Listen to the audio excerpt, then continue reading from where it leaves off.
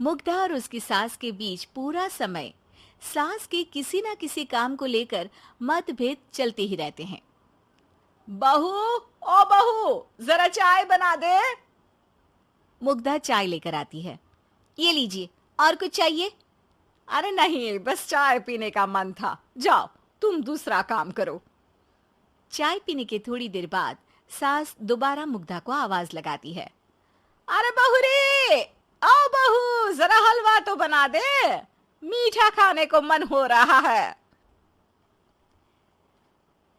इसी तरह मुग्धा की सास पूरा समय कोई ना कोई काम बताकर उसे रसोई से बाहर तक निकलने नहीं देती। कभी चाय, कभी हलवा, कभी पानी तो कभी दूध, हर समय खाने को चाहिए और उसके लिए अपने हाथ पैर बिल्कुल नहीं हिलाने। परेशान किया हुआ है इन्होंने। सास की जबरदस्ती परेशान करने की आदतों से दुखी मुग्धा एक शाम सचिन के साथ अपने कमरे में बैठी हुई बात कर रही होती है। सुनो जी, मम्मी जी की ये जानबूझकर मुझे परेशान करने की फरमाइशों से मैं बहुत फ्रस्ट्रेट हो चुकी हूँ। पूरे दिन में एक सेकंड का आराम नहीं मिलता। रसोई से बाहर कदम रखती नहीं कि बहू ये बना दे, बहू री वो बना दे। अरे इनकी फरमाइशें चलती ही रहती है। अरे मुग्धा, माँ खाने की शौकीन है, पर उम्र हो चली है, खुद खाना नहीं बना सकती, इसलिए तुमसे बोलती है। अरे तो शौक भी उम्र देख कर रखने चाहिए ना। समझ में नहीं आता, हर समय फेविकॉल का जोड़ लगाए सोफे से चिपके बैठी रहती है। इतना सब डाइजेस्ट कैसे हो जाता है उन्हें?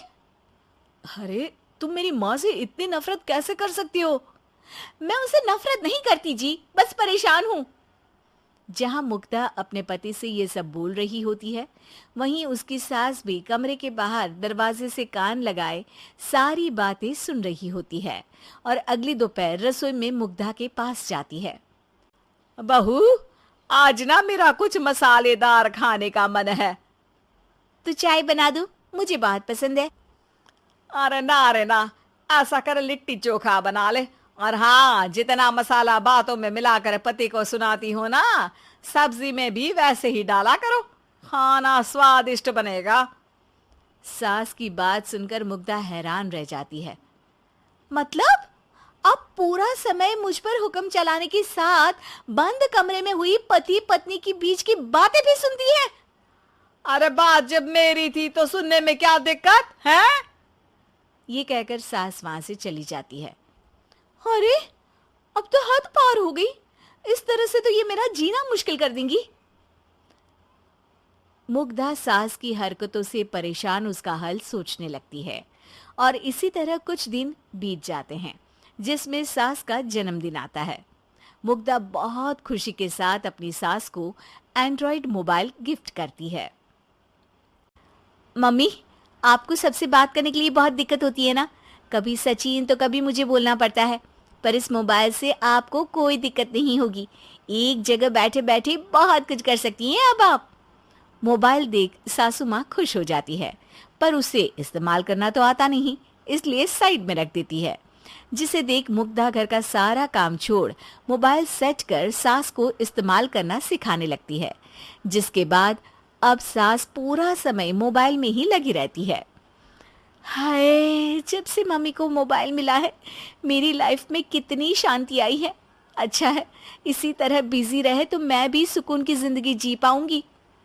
अब मुग्धा जब मन करे काम करना, जैसा चाहे वैसा खाना बनाकर खाना, पूरा समय रिलैक्स और खुश रहने लगती है।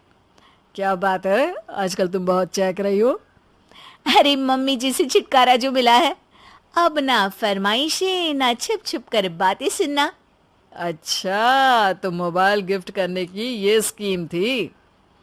इसी तरह दिन बीतते हैं और अब मोबाइल पर लगी सास फरमाइशों की जगह सवालों के लिए बहू को आवाजें लगाना शुरू कर देती है। अरे बहू सुन तो, देख जरा किसी का फोन क्यों नहीं मिल रहा? रिचार्ज खत्म हो गया है, पर अभी 4 दिन पहले ही तो मैंने किया था। इतनी जल्दी कैसे खत्म हो गया? अरे मैंने कल तेरी कनाडा वाली मौसी सास से 3 घंटे बात की थी ना। क्या? इतना महंगा तो मोबाइल भी नहीं आया जितना महंगा इसका रिचार्ज पड़ रहा है। इसके बाद तो जैसे मुग्धा के दिन के 24 घंटे में से 20 घंटे सास के पास उनके मोबाइल रिलेटेड प्रॉब्लम सॉल्व करने की ड्यूटी ही बन जाती है। अरे मुग्धा, ये मोबाइल में अचानक तेरी मौसी सास की शक्ल क्यों दिखने लगी?